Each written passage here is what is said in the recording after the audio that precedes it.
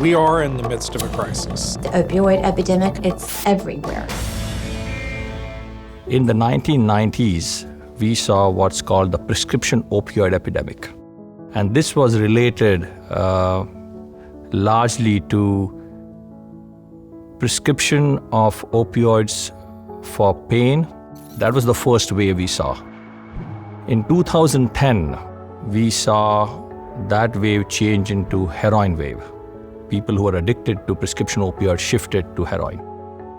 And the most concerning wave was in 2013 and is still ongoing, and that's called the synthetic opioids or the fentanyl wave. In North Carolina, 78% of the opioid overdose deaths have fentanyl or synthetic analogs.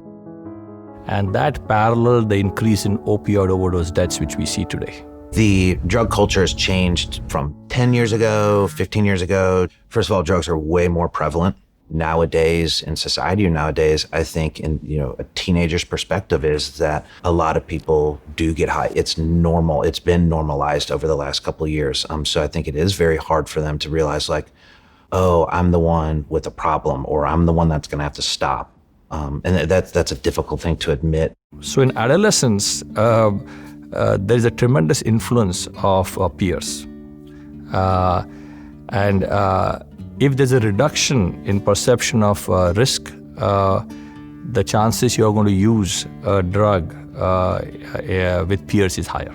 The drugs that they're using are way more potent and way more readily available. Fentanyl is a prescription drug, typically used in patch form, but there's other forms in which it's available. And fentanyl is now being made internationally, smuggled into the United States, and it's super potent. The amount of fentanyl that's mixed into heroin will vary a lot batch to batch, even from the same dealer, and that's leading to a lot of the overdose deaths where people who are using don't know what they're getting or how strong it is. So this adulteration of opioids as well as other drugs with fentanyl has changed the risk equation remarkably. I've seen heroin epidemics and opioid epidemics for a long time.